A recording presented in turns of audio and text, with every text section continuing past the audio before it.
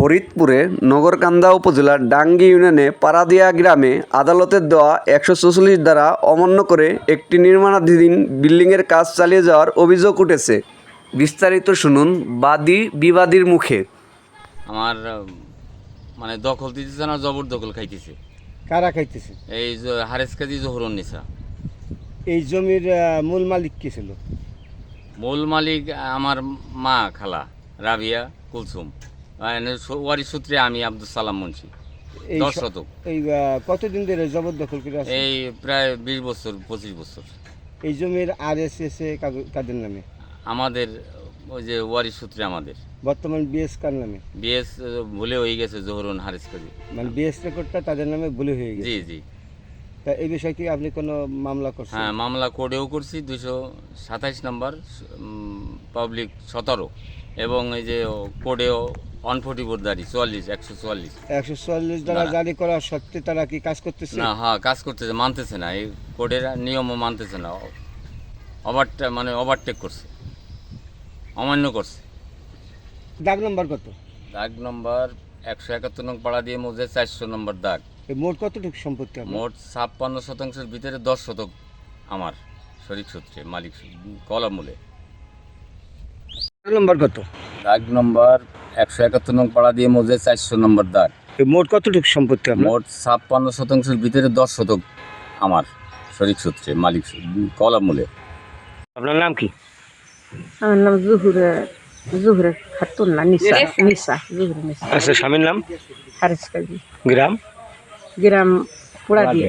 এই যে আপনার একটা সম্পত্তি নিয়ে একটা অভিযোগ আসছে 144 দ্বারা জারি, সেখানে পাকা স্থাপনা করতেছেন আপনি, কেন করতেছেন এই জমির বিষয়টা বলবেন? এই জমির বিষয়ে বলবো, এটা হলো আমার পৈতৃক সম্পত্তি। আমার বাপ মরছে মেলা দিন হয়ে গেছে, 100 বছর রূপেরে। তাইলে তারা এই বছর এই পর্যন্ত আমাদের কাছে এটা আবজেকশন জানাই নাই যে তোমাদের ভিতরে আমরা সম্পদ পাবো, বুঝছেন, সম্পদ পাবো। তখন আমি যখন এই গড্ডা জুছি, তখন ওই শাহেদ আলী আর ওই সালাম। আমার বাবার নাম কি? আমার বাবার নাম আব্দুল মাকতুবের। গ্রাম পোড়া দিয়ে। হ্যাঁ, বলেন। তারপরে এরম লাগাই দিছে, তার আমি কইছি যে এই তোরা এরম করস, এই কেসটা করছে হলো পরে, আমি গরজোড়ার পরে কেস করছে। এখন বিষয়টা হলো যে এই জায়গার যে মালিক পৈতৃক সূত্র হলো সালাম মুন্সি, আর আপনার বাবার নাম হলো আব্দুল মাকতুবের।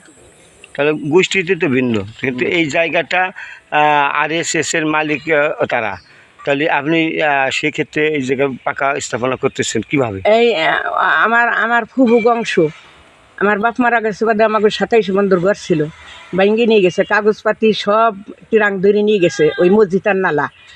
তারপরে আমরা টোয়াই কুড়িয়ে, তারাই দিছে টোয়াই কুড়িয়ে, আমরাও টোয়াইছি, তাই দিয়ে খাবা লাগছি। এই পর্যন্ত কয় নাই যে আমরা তোমার ভিতরে সম্পদ পাবো।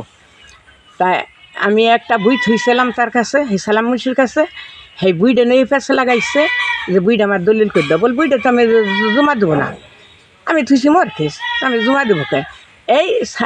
এই কথার পরে হলো ওই শাহেদ আলী আর ওই সালাম বলে আমার পাশে লাগছে এই যে এই করছে এনে আমার কাগজপাতি। আমি হলো সেই জমি আমার ফুবুর কাছটা আনছে মসজিদ। আমার ফুবু বলছে যে আমার বাড়ির সম্পদ আমি ধরবো না, বাড়ির সম্পদ নিব না। সহেগুনি মেলা নিছি, গরু বাছর নিছে, আউড়ি ভরা ধান ছিল নিয়ে গেছে, আমি বাড়িতে ধরবো না, বাড়িতে ইতিমরে দিব। মসজিদ দলিল করে আনছে বলে মসজিদ আমার কাছে কইছে যে তোর ফুবুর দলিল আমায় কইরা আনছি, আমার বউ নাই এবার মারছিল। ওই বেগমের জামাই, আমার বেগম বলে আমার বোন, সেই বেগমের জামাই এবার তার মারছিল, সব কানি চায়। হে বলে আমার বড় ফুবুর টানছে, আবার মাইজে ফুবুরটা নিবার চায়। তা সেই দেয় নাই দেখে তার আবার বালিকার সাথে বাইরে ছিল বাদে হেই যে গেছে আমার ফুবু। তারপর মসজিদ নিয়ে আর করে টাকা পয়সা নিয়ে গেছিল আমার কাছ থেকে।